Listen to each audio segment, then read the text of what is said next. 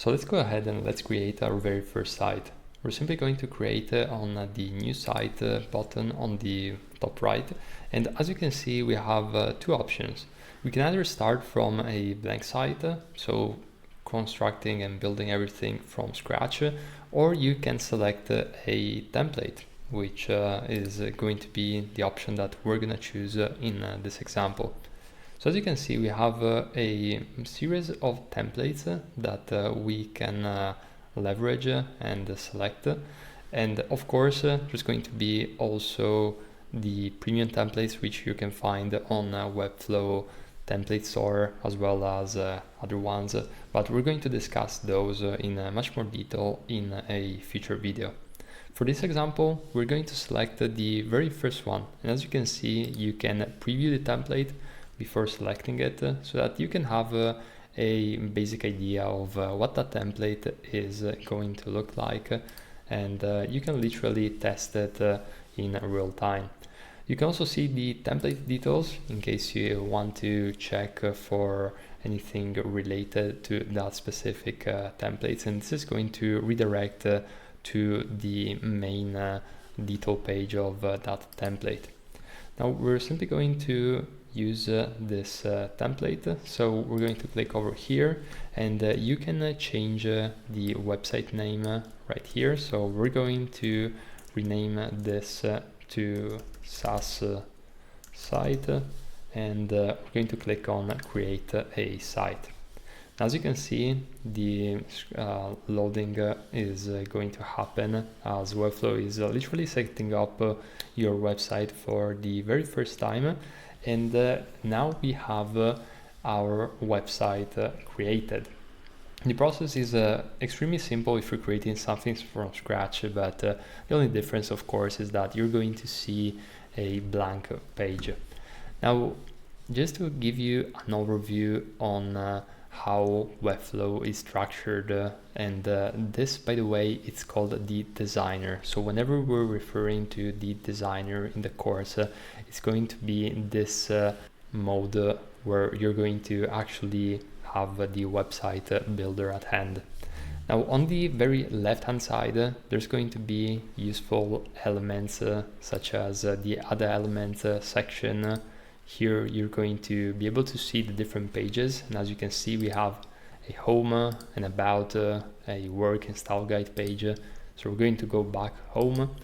Over here you're going to see the navigator, and by the way, we're going to go into each and every one of these elements in much more detail in future videos. I just want to give you a high-level overview. So over here in the navigator, you're going to see that we can select the individual section, and as we click on them, we're going to be redirected to the specific section of the page. You can also expand, and over here you're going to find the components, variables, style selectors, and assets, which we're going to discuss in future videos, as well as some other elements, CMS, logic, users, and more advanced features, which again we're going to mention in future videos.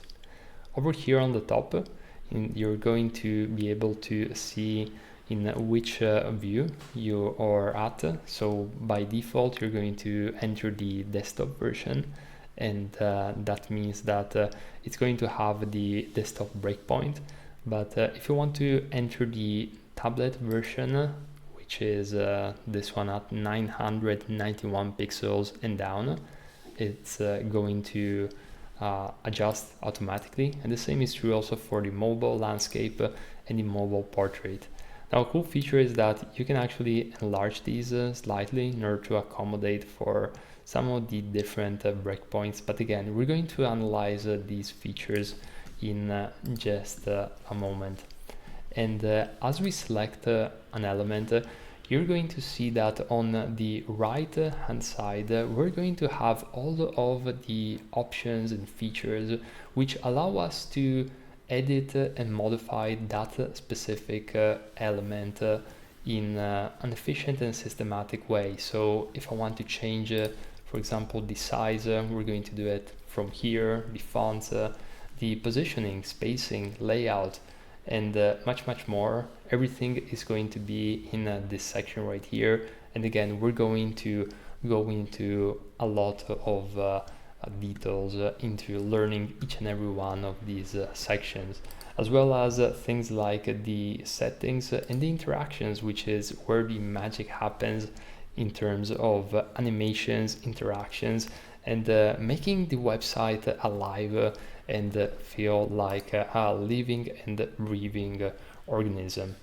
Now on the top right, you're also going to be able to preview the website. So this is going to simulate what you're going to see in the actual live site, as well as the options to leave comments and share and publish the website, which again, we're going to discuss in a future video.